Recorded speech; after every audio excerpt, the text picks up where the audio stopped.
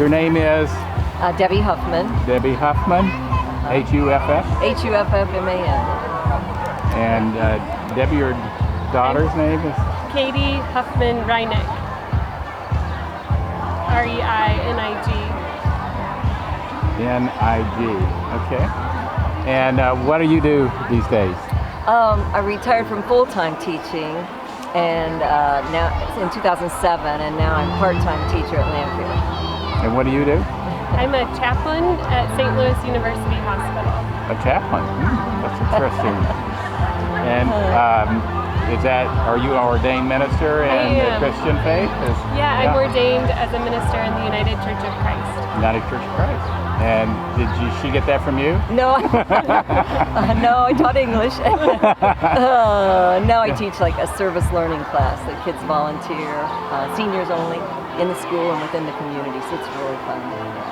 So when you first got the idea for this festival, it seemed like you were motivated by circumstances outside of you. Yeah, it was Road Runners Club of America. They decided to have this nationwide to support women's running, particularly women had never been allowed to run in the marathon in the Olympics because they thought it was too far for a woman to run. So that was specifically what the race was for. And again, this race was just 2 miles. It was to get a lot of women out. It was a protest race. Okay. It was to protest the fact that they didn't have that marathon. And it's one that really worked because 4 years later, we had the first women's category in the Olympics for the marathon. So that's fantastic. Protest that worked. Yeah.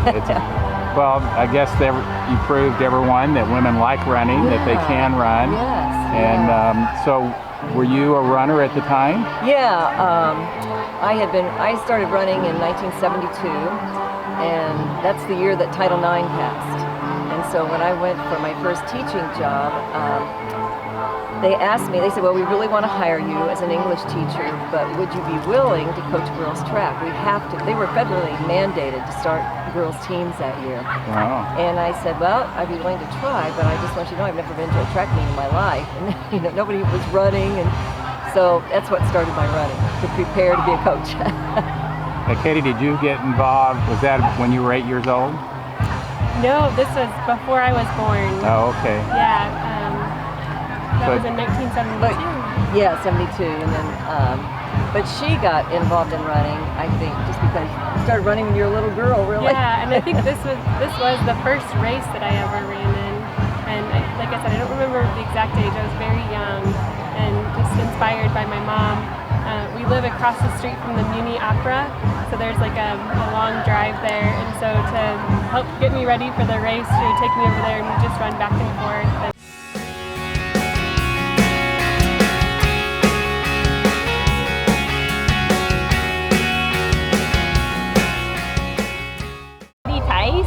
And I did this race in 2000 for the first time, so I definitely wanted to come out for the 40th anniversary.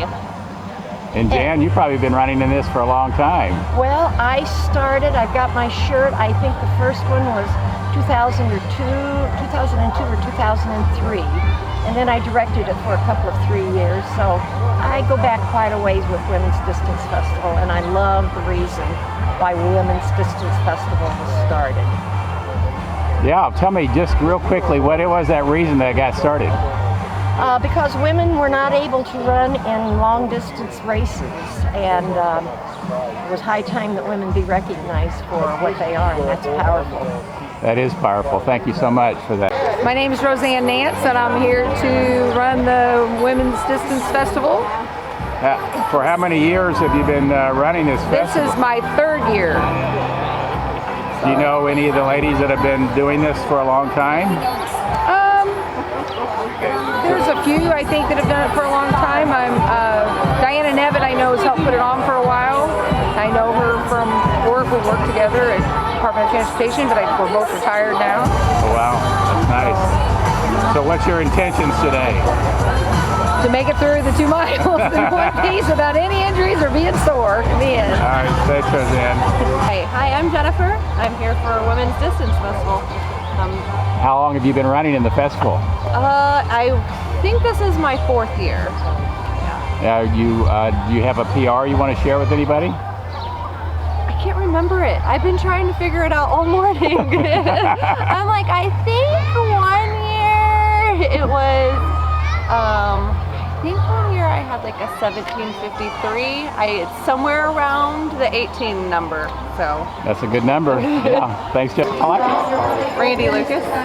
And why are you here? I'm running the race with my daughter, Rayleigh. Oh, is that right? Is this, Yeah. How many times have you ran in this race?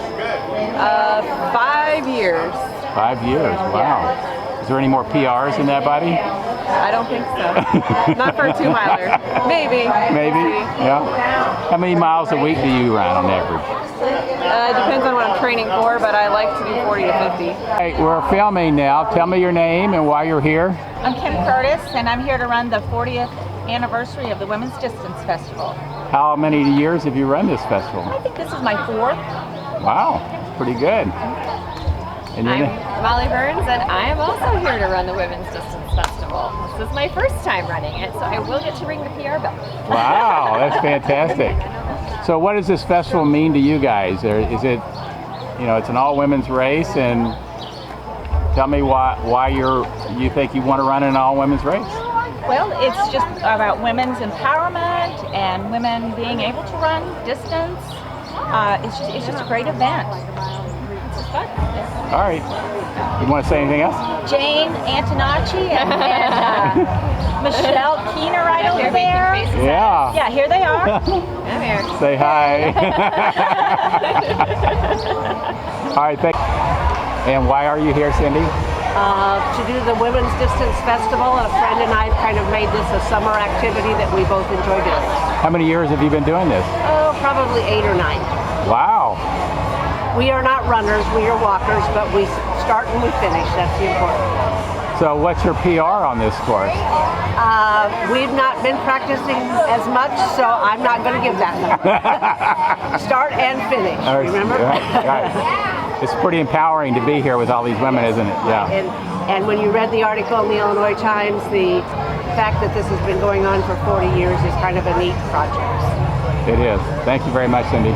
You're live. Tell me your names. Hi, I'm Vivian. I'm Jenny. And we are here this morning for this beautiful race, which is an awesome morning for it. We do this race because it's for women, and it's a wonderful race. It's become an annual tradition that we've done this starting, 2014? Anyway, together. Wow, so, that's yeah, good. So we look forward to every year. Thank you very much. There you go. You're live right now. Tell me your names. My name is Heather Dunn. My name is Abby. Hi, Abby. And is this your first race? Yes, this is my first race. And are you guys going to run, or are you going to We're run going to walk? walk it this year, but then next year we can PR a little bit faster. Yeah. So many years have you been doing this race? This is probably the 5th year that I've done this. I think the first time I ever did it was 2009 or 2010. And then I skipped a few years in between. Yep. You looking forward to it, Abby? Yes, I am. Have you run with your mother before? No. No? I haven't. She's walked some before, though. Yeah, I have walked, but not really run. Not really much of a run fan. I'm looking forward to watching her ring the PR bell. Well, that's great. Yeah. Thank you for coming out today. So for this to persist for 40 years when it was started as a protest race, Right. What does that mean to you? It just means a lot. I mean, it's like today when I saw all the throngs of women in front of us and the multicolors. It was just a beautiful sight to think that many women have, love running. And the other thing is there are more ages running today. People running into their 80s, which is really wonderful. Back then, I think the oldest person in the race the first year was 42. She's here today, by the way. Wow. Who is that? Elizabeth Simpson. Oh, really? Yeah. Oh, Elizabeth. Yeah, I think that's the right. It's either 42 or 43 she was. Yeah. So how many people were in the first race? Somebody asked me that this morning, and I think there were just around 100, maybe a little over. I got that at home. I can let you know, but around 100. That's probably a lot. Yeah, it was. Yeah. It really was. I heard statistically only about 4% of our society runs, participates in the running community. So back then, 40 years ago, what was the population of Springfield? 60,000, 70,000? Yeah, probably. Yeah, I'm sure. That was a bigger That was a big turnout. Yeah, big turnout. And it was publicized pretty well.